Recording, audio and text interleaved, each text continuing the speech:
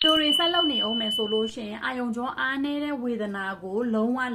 တတ်တာလာစီမှာမဟုတ်ပါဘူး။ကျမရဲ့ကိုတမိုးထားတဲ့သူတယောက်ဆိုလို့ရှိရင်ဒီဗီဒီယိုကိုအဆုံးထိကြည့်သွားပြီเนาะ။နံပါတ်1အချက်ကကြတော့အိတ်ရေးမဝတာကိုယ့်ရဲ့အိတ်ချိန်ကိုတန်ဖိုးမထားဘူးကိုယ့်ရဲ့အိတ်ချိန်ကိုအလေးနဲ့မထားဘူးเนาะအိတ်ချိန်မမှန်ဘူး။ညဘက်ကို6နာရီကနေ8နာရီထိအိတ်ရမယ့်ဟာကိုက2နာရီ3နာရီပဲအိတ်တယ်။ညနေမှအိတ်တယ်1နာရီ2နာရီမှအိတ်တယ်မနေ့အစောကြီးပြန်ထားရတဲ့လူမျိုးဆိုလို့ရှိရင်ဒါအာယုံကြောကိုပိုပြီးမှထိခိုက်စေတာဖြစ်တဲ့အတွက်အာယုံကြောအားကိုကောင်းစေမှာမဟုတ်ပါဘူး။နံပါတ်2အချက်ပေါ့เนาะနံပါတ်2အချက်ကကြတော့ဒီစိတ်ခံစားမှုပေါ့နော်စိတ်ခံစားမှုကိုထိန်းချုပ်ပေးနိုင်ရပါမယ်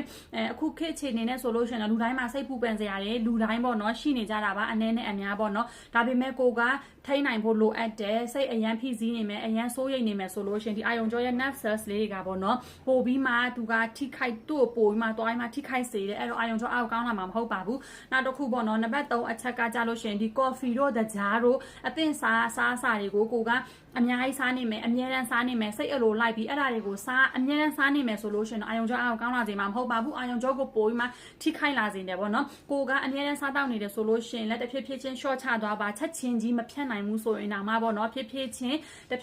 short ချသွားပြီးတယ်ဆိုလို့ရှိရင်အာယုံကြောအောက်ကိုပြန်ကောင်းလာမယ်ပေါ့နော်အဲ့တော့ခုနပြောထားတဲ့ဒီအချက်3ချက်ကလေးကိုတေချာလေးလိုက်လို့မယ်ဆိုလို့ရှိရင်တော့အာယုံကြောကိုအားကောင်းလာစေပါတယ်အကယ်လို့ကိုကအဲ့လိုမှမဟုတ်ဘူးနေပါစေပါပဲဖြစ်ဖြစ်ဆိုပြီးမှပြစ်ထားလိုက်မယ်အဲ့ချိန်ကိုလည်းကိုကအဲ့ရေဝအောင်မအိပ်ဘူးပြီးလို့ရှိရင်ပေါ့နော်ဒီစိတ်ကိုလည်းအရင်စိတ်ဖိစီးနေမယ်အရင်စိတ်စိုးရင်စိတ်အရင်များနေမယ်နောက်တစ်ခါကျဒီမစားတင်တဲ့ပုံမှန်မစားတင်တဲ့ပေါ့နော်ဒီ coffee တို့ the jar တို့ပြီးတော့ဒီအသင့်စား